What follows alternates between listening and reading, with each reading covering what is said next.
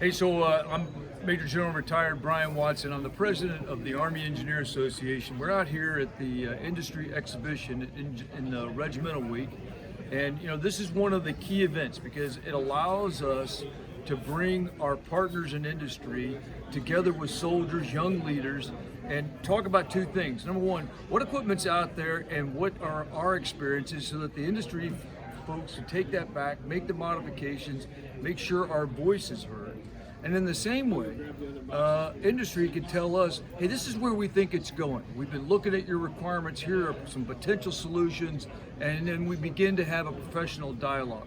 And one of our great partners is General Dynamics, Land European Systems. And so when we start thinking about one of the hottest topics right now in the Army, certainly among engineers, is our ability to get across both wet and dry gaps of all sizes and be able to project combat power during operations to the other side. And so General Dynamics plays a huge role in that. And so tell us a little bit about General Dynamics and in particular LES. Yeah, General Dynamics European Land Systems, Bridge Systems, that's our full name of the company. We are located in Europe, as the name indicates. We are part of a system of four main companies. The headquarters is located in Madrid, in Spain. We have a dependency in Austria and one in Switzerland, formerly known as MOVAG. And our company, Bridge Systems Company, is located in Kaiserslautern, formerly known as EWK. Yeah. We are located there. We have got around about 440 very highly skilled people, around about 300 in the workshop, 100 administrative people there. And we are doing everything that has got to do with bridging. So we are the bridging part of General Dynamics. There are many other parts of General Dynamics. They're doing tanks in the States.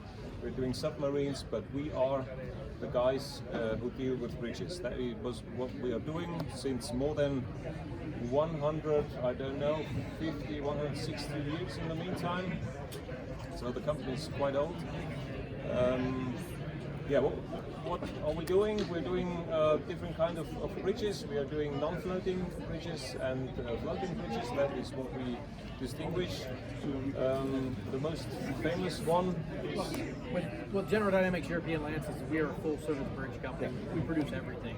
We can do dry gap, we can do fixed bridges, we can do wet gap with floating bridges. We also have smaller gaps that we can cross that are for expeditionary or foot traffic. Right. We also can do the anchorage for any type of bridge that we produce or other countries produce or systems that are produced. We can do anything there is, even for the reconnaissance that'll feed back into your COP. We can produce those systems, and we do produce those systems today.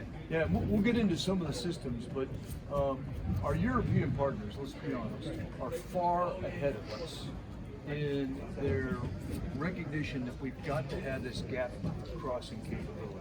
And so can you just give it a feel, how many other armies, other nations are right now using General Dynamics systems for bridges? Well, very good question. I did not count them in total, but I think if I count each of our customers, it's around about 40 in total, all around the world. Yeah, and most of the NATO nations are. Yeah, absolutely. Yeah, so when we think about the fact that we're going to have to partner, and we're never going to fight by ourselves, and that we're going to be part of a coalition, whether we have these systems or not, young leaders need to understand their capabilities because we're going to be working with those other formations. And let's be honest, European armies generally take this crossing because they see it every day, the impact it has on the terrain, and so they put that capability in their army. And I'll be honest, I think the U.S. Army is sometimes a little bit of denial. So, but I can say that because I'm retired. So, what systems currently in the Army inventory you guys are tracking, and then where do you think some systems are that are going to come online relatively near term, have already passed the testing, already being used by our partners that we may see if we ever went to combat? Currently in the U.S. Army inventory, they have the improved ribbon bridge, which is the float bridging for the U.S. Army, and the REBS, which is the bridging for the SBCT. The REBS The REBs, each BCT has their own gap crossing capability with the REBs in the SBCT and also in the airborne IBCT. For the float bridge, we have the IRB, but also with our partner nations, there's a M3. Yes. The M3, the amphibious system, This one right here. which does rafting along with full closure bridges, but it also integrates with the IRB. We have a coupler that you can link the two systems together, and they will complement one another. So you'll have interoperability. So if the U.S. is crossing a gap with the German Army, who has M3s, we can connect the IRB with the M3s of the Germans with some interoperability with our NATO partners. Yeah, the first time I saw the M3 was I was working with the British Army, and it's an amazing bridge. I didn't know that it had that cross compatibility with our IRB. So, who owns that coupler? Is it only? Do we own it, or do we have it? Unfortunately, the U.S. does not have it, but we are moving forward with some testing through ERDIC, Digital Research and Development Center, to test the coupler to see what the capabilities are of the coupler, to basically prove out what we have said it can do. So, a lot of mounted systems. What about the transition from now float bridging to a more fixed bridging, more durable lines of communication? Now, I don't want to confuse.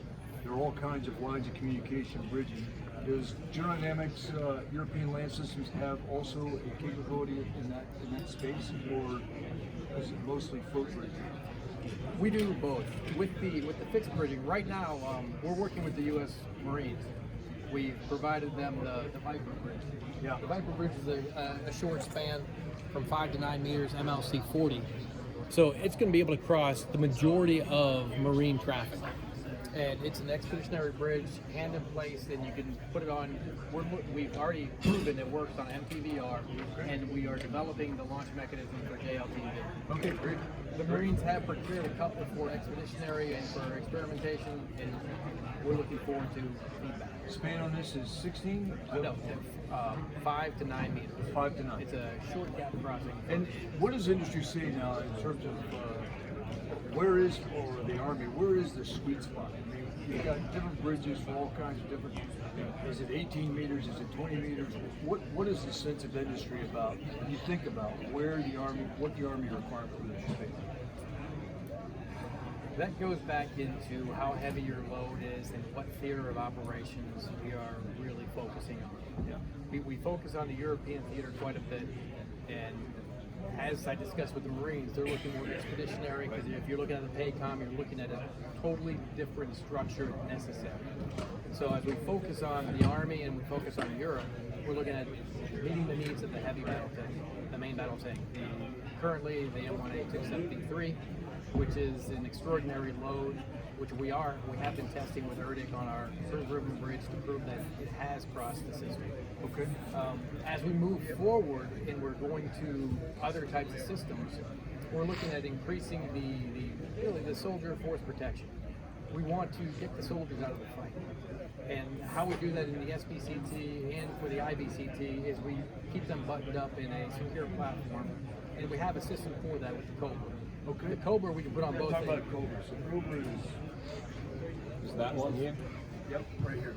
On the right side? It's a 15-meter bridge that at 15 meters at an MLC 90. So MLC 90 will cross 99% of the traffic that's in the Army. Yep. Except V3 basically would be the only system that couldn't cross it.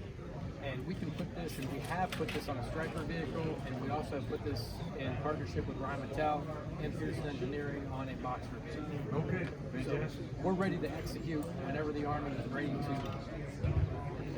Okay, just one additional note to the length of the bridges. The Viper Bridge with this 9-meter bridge, you already cover 60% of all the gaps Exactly. in Europe. So with an additional 50-meter or even the 20-meter, we don't have that here. This is the Anaconda Bridge we'll have got in our portfolio. With the 20-meter bridge, you already cover 90% of all the gaps that exist, at least at Europe. Right. So, Where you don't need to go to float bridge. right. So IRB, where do we see the improvements to IRB so that would make it the IIRB. Because the issue is the force keeps getting heavier, loads get more dynamic. It's a good design. It's gone through some improvements, but where do we think that's going eventually? With the IRB, it's being driven by the main battle tank weight and the current aging fleet of the IRB. IRB was initially fielded in the early 2000s, so it's the initial few were 20 years old plus. Yeah. And the U.S. Army has used their floating bridging significantly in combat. So these systems are also at the point where we're looking at a reset for some of these systems. But where we're looking at removing the soldier from the fight, not from the fight, but from being exposed. That's what we're looking at. We're partnering with some other industry so we can get the soldiers out of harm's way, so they can operate the system and employ the system in a safe means. Yeah, there's been a lot of discussion about can you go to semi-autonomous bridge erection boats, autonomous, where does that all go? We've had some other industry partners talking about that. The application is tremendous when we start talking about crossing operations, because many of these are routine tasks if we have enough information on the site bank and have the LiDAR data that we can really do a good design. I want to turn, because we're going to talk about the heavy force, I really want to talk about dismounted bridging.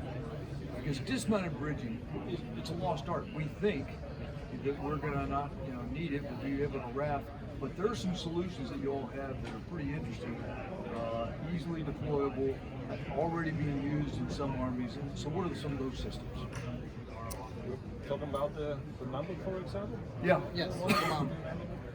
Yeah, the Mamba is formerly known as the IAB, the Infantry Assault Bridge, which is a very lightweight bridge. The elements are so light that it can be carried by two people. Right. You can assemble it very simple and very fast to span gaps up to 40 meters. Especially designed for infantry, and that is what we have got in our portfolio on that base. Yeah, and again, not in the current U.S. inventory, but it is in the inventory of other armies. That is true, yeah. Yeah, and what is this? Any feedback from them? It's working pretty well. Yeah, absolutely. They are very, very confident with it. They like it. Yeah. Sean, help me. Is there anything? There has been no negative feedback on the Mamba from our users. We have had some recent inquiries from US SOCOM on providing the system, and they have provided positive feedback from what they've seen thus far. I mean, I look at the side of it and I go, that's a 2 million carry. It's got to be, I don't know what material you're using. That's heavy. And I saw the video of it. It launches fast. And manufacturing-wise, this system is one of the most complicated for us to manufacture because the thickness of the material is so thin. Right. That it's very difficult to weld. You burn a hole in it and then you can throw the whole thing away. So that is why companies like us You don't want me welded. If you look at my 67 Camaro and some of the sheet metal, I better burn right through that baby.